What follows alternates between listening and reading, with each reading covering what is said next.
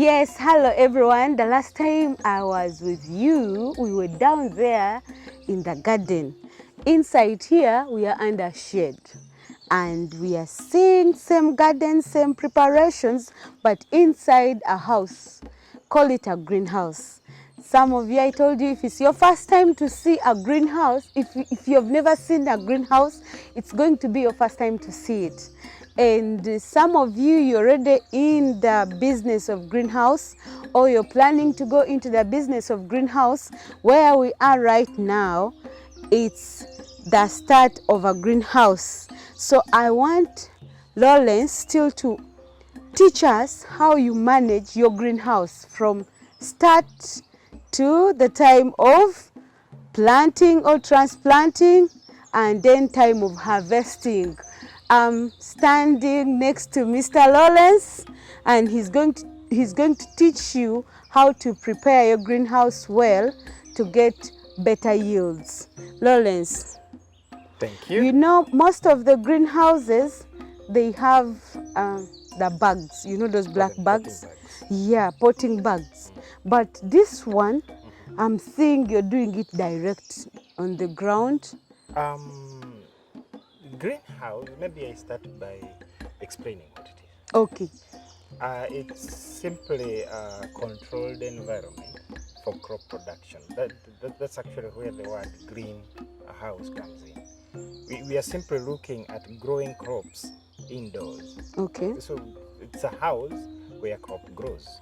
So it doesn't matter whether you use potting bags or you do it direct on the ground. Or you use hydroponic or whatever it is system that you want to use to plant, because the whole purpose of the soil is the medium onto which you are planting your seedlings or your crops. Your crops, okay. And now the greenhouse does the covering of the crop from let's call it the weather outside, either the rain, the sun, the storms, and the like of the sea. Why do we have to call it greenhouse yet? I'm seeing white. Yeah, the sheeting can change. It can be yellow, can be white, can be clear, but green because of what you're doing inside. Inside, okay. Not the color of the structure.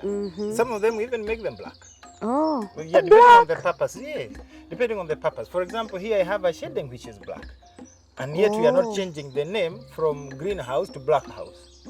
Okay. You get the point. Because now you see when we were learning, they say black pulls what?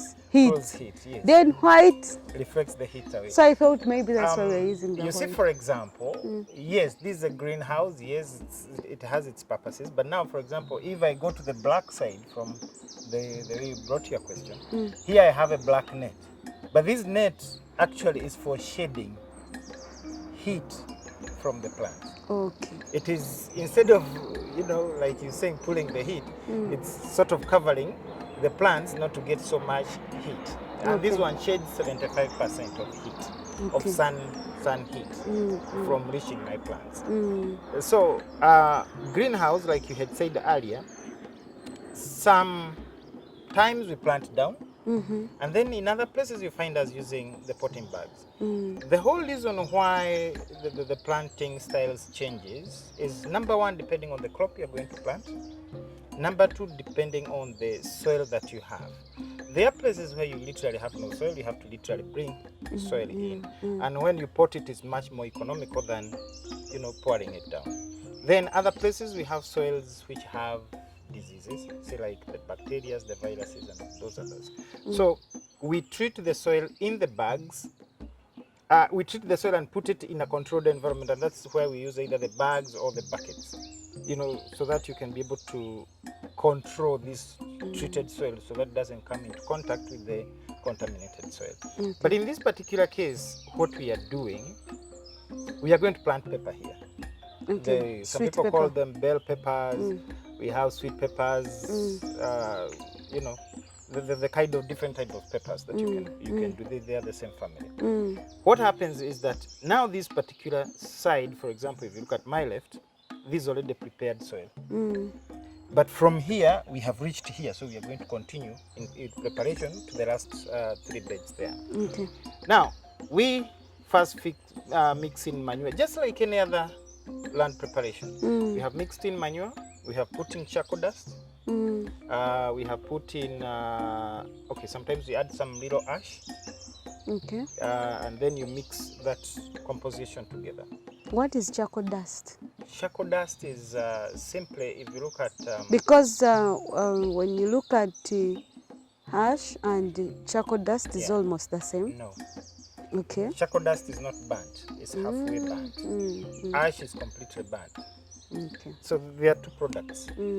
But charcoal has different characteristics.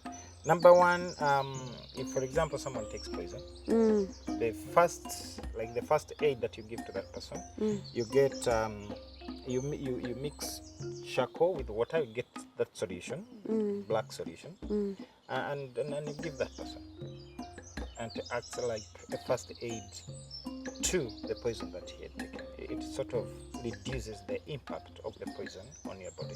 So the same applies to the soil? Yeah, we even have medicine for stomach issues that is called charcoal. Black charcoal. It's the same thing.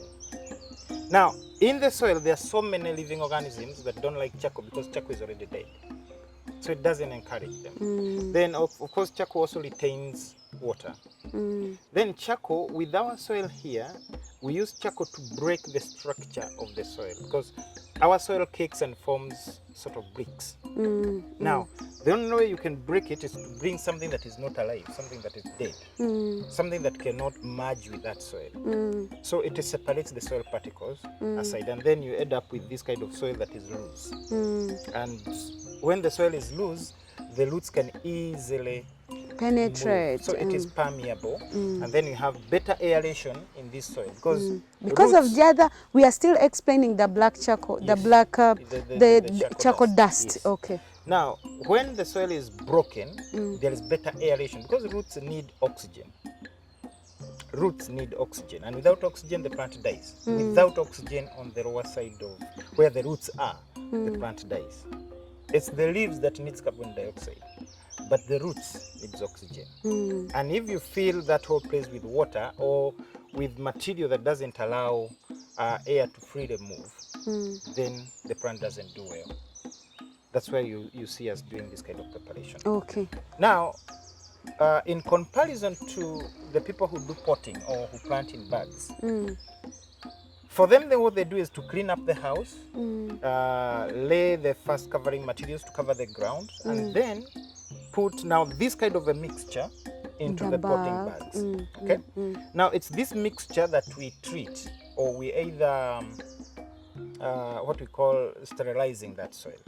Now sterilizing can be different types. There is solarization, that is using the sun.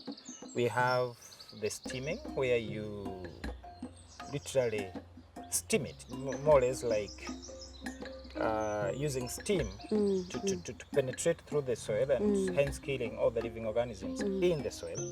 Or you but can remember, roast it. there are some, yes, I know the roasting, but remember we need these living organisms. Oh yes, we do need some. Them.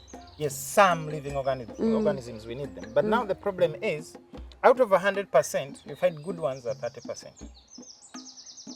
How are you going to separate the good ones from the bad ones when they are all together? So what we do is eliminate all of them, because we can't really tell the good one, you keep searching, this is good, this is bad, you can't do that. So you eliminate all of them, then reintroduce the good ones. Okay. Because now technology has helped us to be able to get those living organisms that are beneficial to our crops. Or, for example, what we call the trichodermas and others. There are a number of them. So after we have sterilized that soil, we are so sure that we don't have disease-causing microorganisms, because even the disease microorganisms, they are alive. Okay. They are living. That's how they cause the disease. Okay. You get it? So to be on safe side, eliminate everyone, then reintroduce the good ones. So the elimination only works for those ones who use the bags? No. Even us? Even here we are going to eliminate them.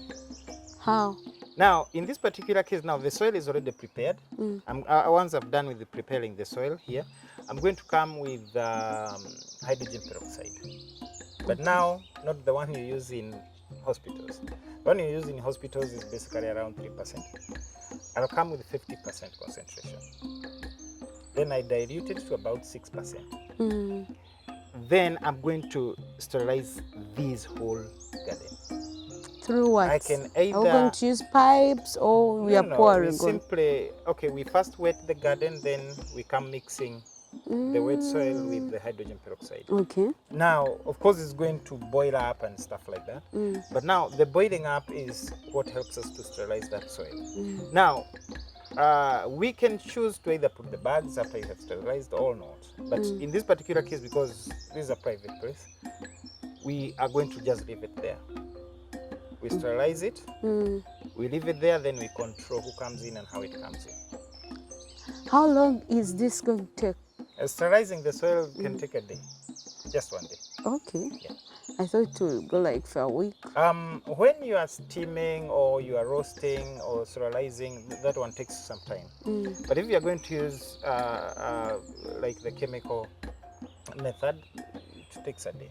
But now you note the chemical you're using here is hydrogen peroxide. Hydrogen peroxide is simply water plus an extra molecule of oxygen. So once it's done with its work, the only element it leaves in the soil is water.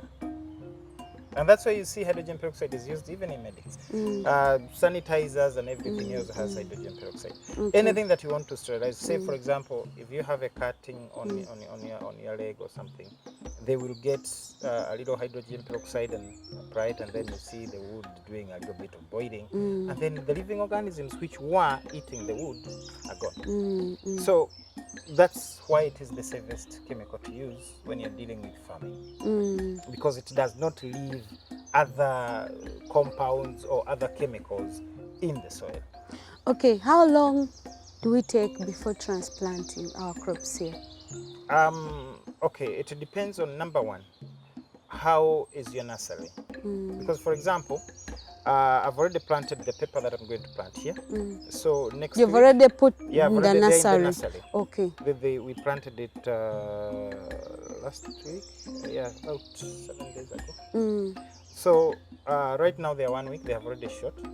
So now I can be able to finish the preparation of this house where they are going to come. And then it rests for another week, and then they'll be here. Okay. So they'll find a clean place where they can be able to grow. How do we transplant? Or how do we plant our seedlings here? Before we talk about planting, okay, after we have sanitized or sterilized this place, then we set up the drip irrigation properly. And then we come and sterilize the garden. I mean, we set up the drip line. We sterilize, we set up the drip line. Then we transplant as per the drip lines emitters. Those little holes that release water. That's the spacing we use for our greenhouse setup here.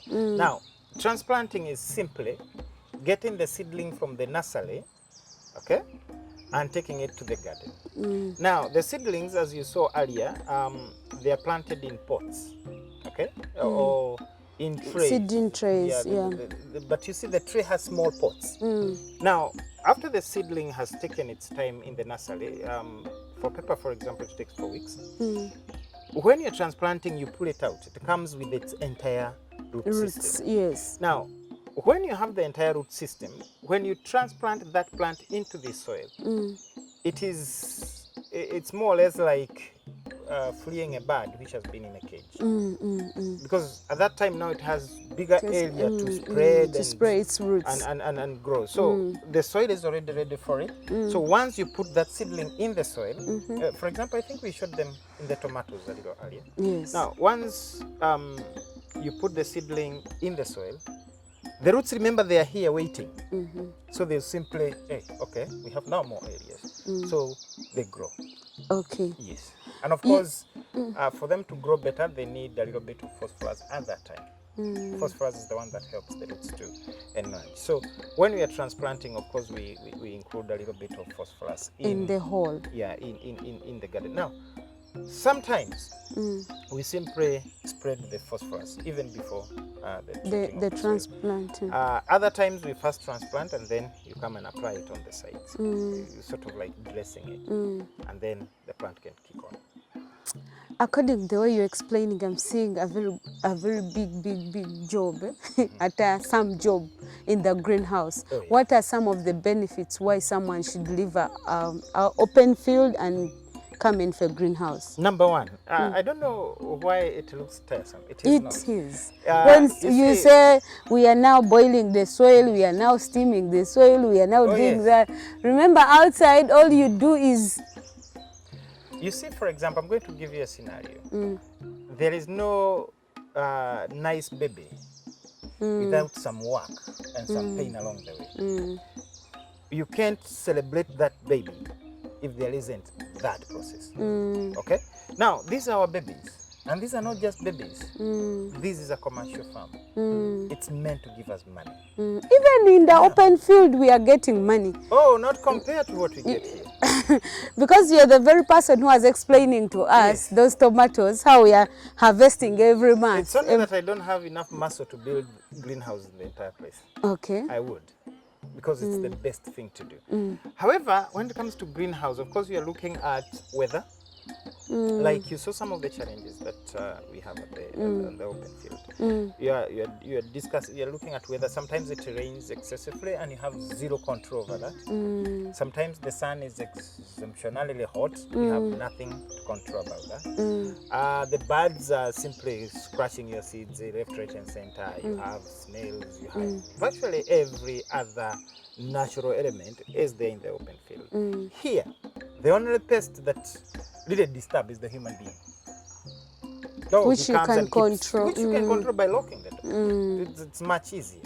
Then the other thing is here the plant is not being disturbed by anything else.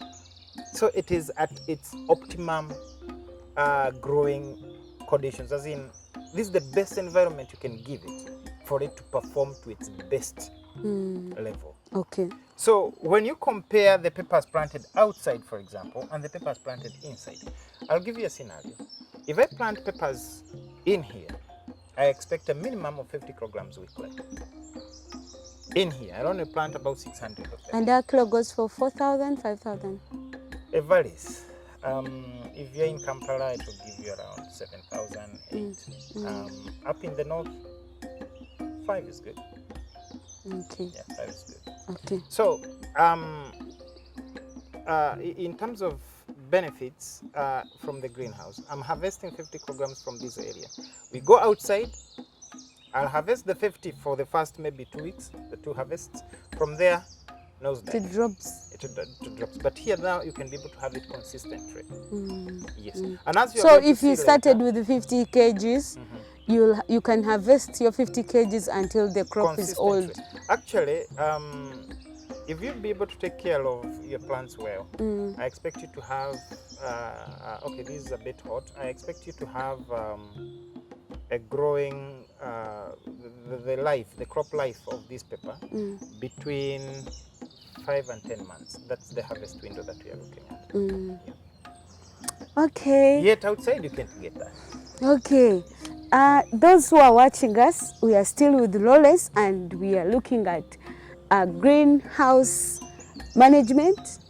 At the same time, how you start to prepare your soil or your garden in a greenhouse. Maybe there's something you want to tell them, but I want us to go to our next greenhouse and we see the results after preparation here, after transplanting. We have another greenhouse which is already bearing fruits for sweet pepper, green pepper, sweet pepper. Yeah, it depends on who we are talking about. Okay. The American, we call it, bell pepper. Bell pepper.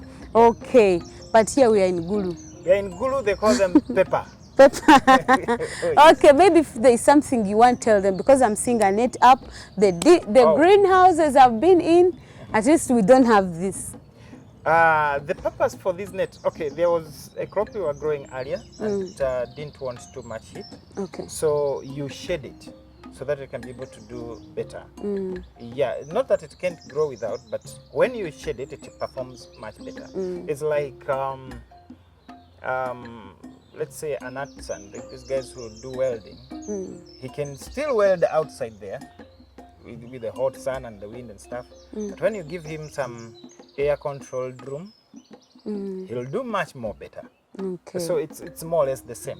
So here the crop needed a little shading. So that's why we included this shading. Yes. So there's someone who will need these materials. Please remind them about our address Come and to then Task Farm. We are in then Lubaga we- Kabusu, along Kabusu Road. Just before you get to the roundabout of the Kabusu roundabout itself, you'll see a Task Farm signpost on your left. Just walk in. You'll find us there. Okay. Yes. I believe our numbers are down there on your screen. So please come and contact us, come to Task Farm. But right now, I want to see some of the benefits and the fruits out of a greenhouse.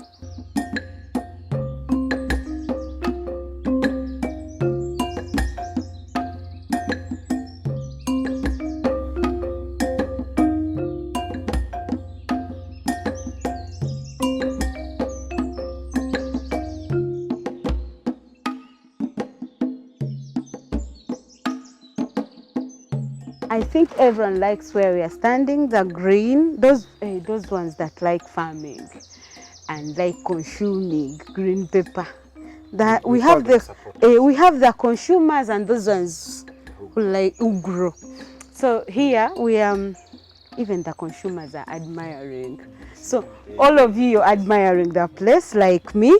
Just like I promised you that when we leave the other greenhouse that we are preparing, I'll come and show you what maybe we call now the finished good, Now this is now the finished work No, this is a greenhouse that is now a greenhouse. that not is just a already structure. yielding. It has the green. Yes, so we have things growing inside. So this is the bell pepper we're talking about. Yes, this is the bell pepper. Bell pepper, Yes, bell it's bell pepper for Bell. the Americans. Here we call them sweet peppers. Sweet peppers. You know, especially in the Kampala market. In Gulu here they'll say pepper. Oh, How yes. old? How old? This is on its 60 to 70th day. If my mind serves well, my memory. It's between 60 and 70 days since we transplanted. Okay. Yes. Yeah. How is it doing according to you, according to your expectations? Well, it has surprised me beyond what I expected because the yielding is good. The yielding is good. We have been able to give the plant the best growing pace, because you see sometimes if you give it too much food, it grows too tall too fast. No fruits. And few fruits.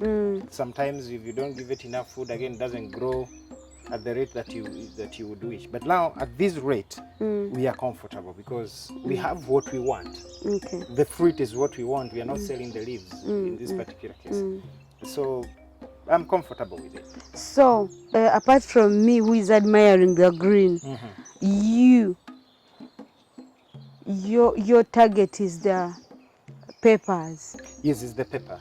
Is the pepper. Yes. So do you reduce on the leaves? Yes, we do prune, but it's not yet.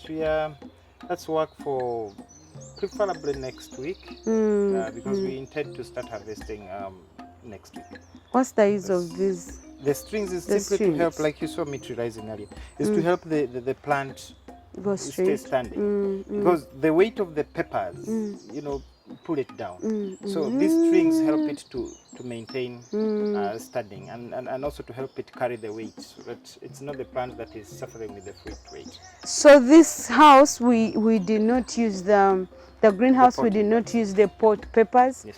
the pot bags. Yeah. We planted direct on the soil, just like the one We you are were preparing showing that us side. down Yes. there. Yes. Okay, so according to your expectation, it has done well. Well, it has done well because you see, this is a hot area with a lot of diseases. Because when you have a hot area, you have a lot of living organisms in the soil, and they tend to, eat the plants, especially these crops, these ones, the tomatoes. They are really disturbed by those living organisms. But in this particular case, we sterilized them using the hydrogen peroxide, like I was explaining earlier, and here we are. Are there some challenges you're saying, these ones I tried my best, but Actually, the biggest challenge mainly that I would say we have is labor. We don't have enough workers to do what we need done at the right time. maybe because they're That's the ignorant biggest. about No. the house, It's the not about the greenhouse ignorance. especially. It's about the amount of work that we have in this farm. Where you find sometimes we don't have enough casuals because we use casuals from the hospital. The caregivers from the cancer patient ward. They're the people who come and help us with casual works. But sometimes you don't have enough casuals. You have to outsource. But now the time you're outsourcing, sometimes you're already at the edge of the need that you had. Other than that, really I'm comfortable with the crop because the crop has done its best. How many kgs are you expecting per day?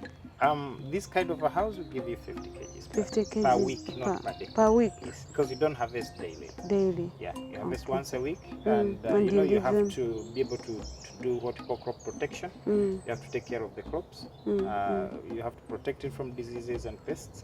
So you harvest once a week, and then whatever pesticide that you need to use, you make sure that if say today is Friday and the pesticide you're using is for 4 days, so the next harvest has to be. Meaning the next harvest needs to be Friday, so it will have surpassed the day for the pesticide, such that people don't eat chemicals.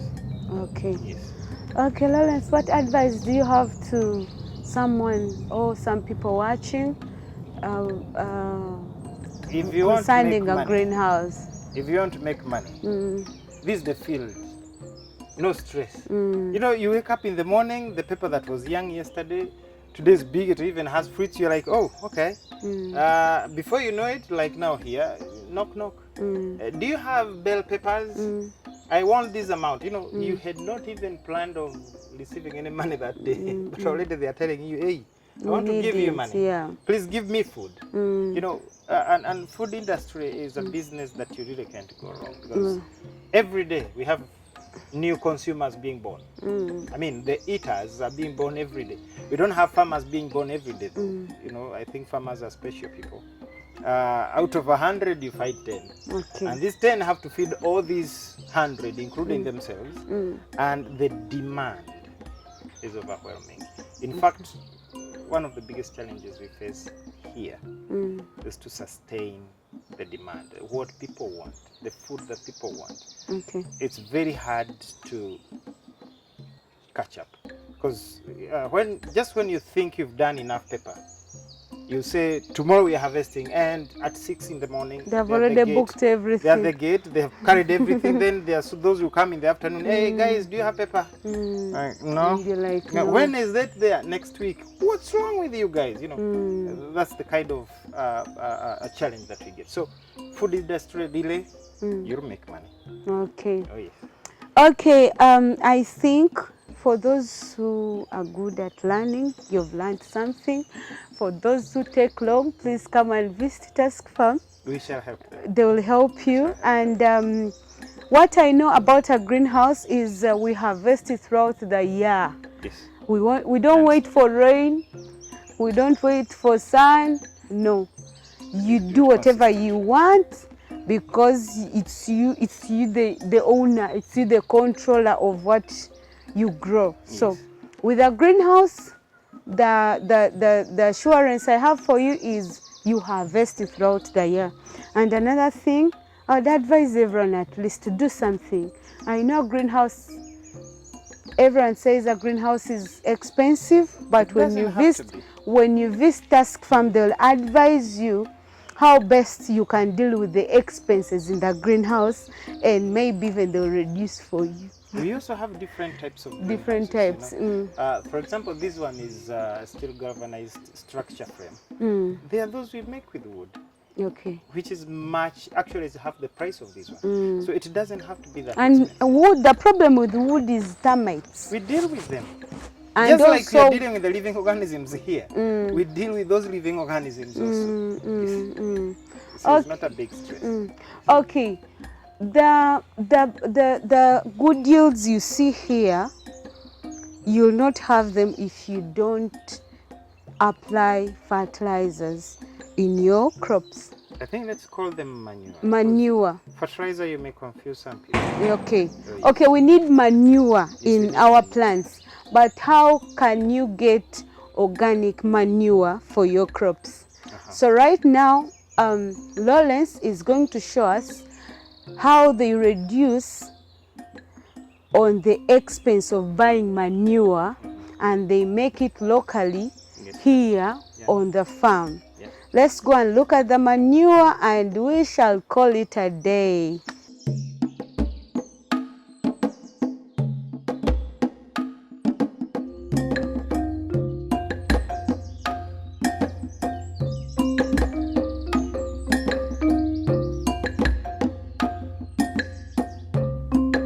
You are welcome. We are talking manure, and manure is simply decomposed either animal waste or animal droppings, or we can also use refuse from the garden. And for example, now here we have quite a number of refuse from our fields. This is what I'm holding here is just a cabbage leaf. Now this particular part of the cabbage, we normally don't eat it. So what we do, we gather this rubbish or what we would call the cuttings from the plants. Sometimes when we are weeding in the gardens, sometimes after we have harvested, there is that refuse that is left in the garden. We pick it up and we pile it up together. For example, this is where we are correcting our rubbish, the rubbish from our kitchen, which we are currently using. So we collect it up together here, we heap it up together, and then we transfer it to another station. I'm going to show you where we process it for decomposing. And then after it has decomposed, that's when now we take it to the garden. Sometimes we mix in a little ash, we mix in water to help us to decompose the components a little bit faster. And then we can be able to take them to the garden. Let's go and look at some of the heaps that we have already made from plant refuse and others that we have mixed up with animal waste. We have goat droppings, and then we have chicken droppings. Then we mix them up with the plant debris, and then we come up with the manure that we use in this garden. Here I have a heap of goat dung, which we collected from some farmers in our neighborhood. Well, it's a bit mixed up with a little bit of soil. It was an old heap, so we just corrected whatever was there, and then we brought it here. Now, this goat dung, well, you can apply it directly into the garden, but if you look keenly, you realize that the droppings are still intact. They've not yet broken. So if you take this direct to the garden, of course the plant is not going to be able to get the ammonia in here or the nutrients that are in here. So what we do, we give it time to decompose so that it can be able to be applied in the garden and the plant can be able to use it direct. If we turn here, you see a big heap that I have covered with this polythene here. Now, we are going to open just a little bit on this side there. But this heap is simply a composition of plant materials. I have rice husks, I have genus husks, and then I mix up with animal manure like this. This is just waiting for the other compost that you've just seen. Then I mix it up, and then I can be able to come up with another heap like this. Now, this heap I expected to take me for about 4 to 6 months, because you see we plant every single day. So this heap will be able to help me to plant in the 4 acres for the next 4 to 6 months. Now, if we are to just unpack a little bit, just here, okay, it's still decomposing. It's not fully decomposed, but it is in the process, and it is pretty hot inside, but it is going to take a little bit of time to decompose. But this is an example of the manure that we are talking about and what we expect to eventually get. It's not yet decomposed, so it still has about 2 months to do that in here. So this is the kind of manure that we eventually take it to the garden. Now, this manure will have enough carbon that we need into our soil, and it is from that kind of manure that we end up getting the good crops that you've seen. The reason why I'm covering it is so that we don't have any more rain coming in, or insect coming in to breed in from here, especially when you add in poultry droppings. House flies tend to come and lay eggs in them and that kind of thing. So I really don't want to encourage that, because I want to have a clean environment. At the same time, I don't want the scent, or let's call it the smell, from the decomposing materials to disrupt the community around. I mean, I have a hospital to my right, so I cannot really have any smell coming from the farm. So those are the reasons why I've covered this particular heap. Then let's go and see another heap which I have dug a hole, and then I buried more manure in it.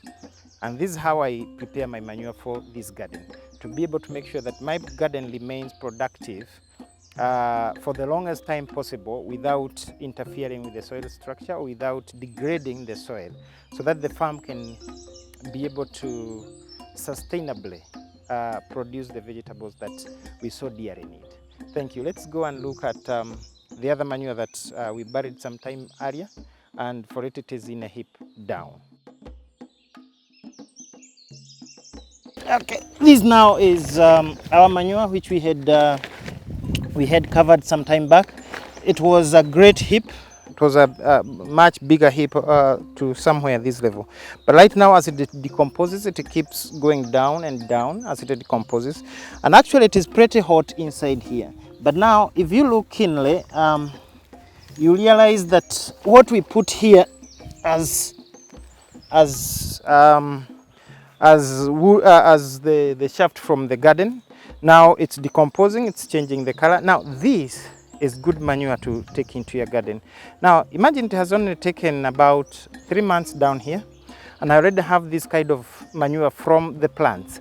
Now I'm going to give it a little more time, like a month, so that it can help me to break even further.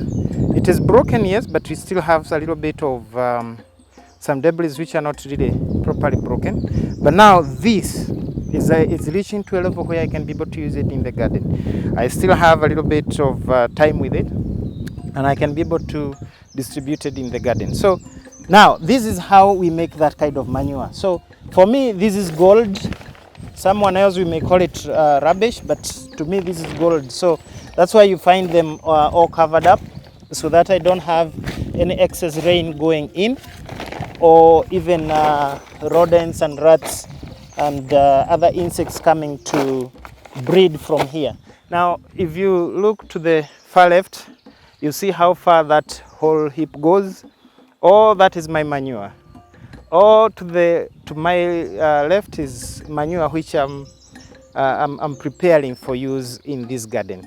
And that's how you get the vegetables producing throughout the year. So it's not you wake up in the morning and you're like, okay, now I'm going to get manure today, I'm going to be able to apply in the garden today. No, it's a continuous thing.